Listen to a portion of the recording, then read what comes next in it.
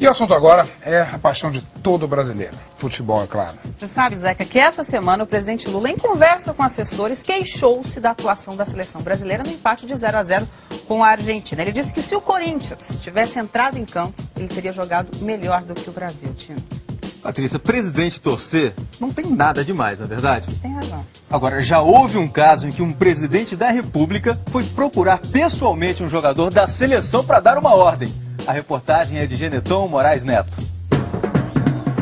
Titular da seleção brasileira e maior ídolo da história do Atlético Mineiro, o centroavante Reinaldo tinha feito declarações em que defendia a volta da democracia. O Brasil vivia sob o regime militar. Quando chegou a hora de embarcar para a Copa do Mundo na Argentina, o ídolo da torcida teve uma surpresa. O Fantástico quer saber. Que cena dos bastidores da Copa de 78 você não pôde revelar na época, mas hoje pode contar? Foi o meu encontro com o presidente general Ernesto Geisel no Palácio Piratini, na despedida da seleção rumo à Copa do Mundo na Argentina. E o presidente, o general Ernesto Geisel, ele foi muito direto comigo, num tom de militar mesmo, e falou: menino, você joga bola.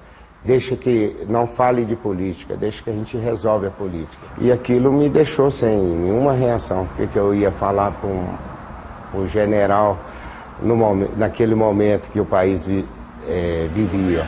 Reinaldo desobedeceu a ordem. Ao marcar o primeiro gol do Brasil na Copa do Mundo no jogo contra a Suécia, fez um gesto político, o punho erguido. Que tipo de reação esse gesto provocou? Naquela Copa do Mundo, a comissão técnica era uma comissão militar, né? O diretor da CBD na época, o André Richer, ele me recomendou, me aconselhou a não fazer esse gesto. Ele dizia que era um gesto revolucionário, um gesto político, um gesto de socialismo. Atletas americanos tinham feito gesto parecido nas Olimpíadas do México para chamar a atenção do mundo para o racismo. Um atleta americano negro fez esse gesto quando recebeu a medalha. Mas o meu gesto era um gesto mais político, era mais do socialismo, revolucionário. Reinaldo, que já não estava bem fisicamente, terminou perdendo a vaga de titular da seleção para Roberto Dinamite. Agora, Reinaldo vai revelar um fato que guardou em segredo. Confessa que ficou apavorado ao receber logo depois, na concentração da seleção brasileira na Argentina, um envelope anônimo que trazia um conteúdo explosivo. Um relatório denunciando a colaboração entre os regimes militares da América do Sul na perseguição a adversários políticos. A chamada Operação Condor. Um documento que eu nunca imaginava, chegou da Venezuela, não tinha remetente, eu vim pelo correio. E tinha... Aí mostrava, eu li isso aí e fiquei completamente apavorado dentro da concentração, recebendo isso. O documento levantava suspeitas até hoje não confirmadas sobre as circunstâncias da morte do ex-presidente Juscelino Kubitschek, num acidente de carro na Via Dutra, no dia 22 de agosto de 1976. Você chegou a comentar com outros jogadores sobre esse documento?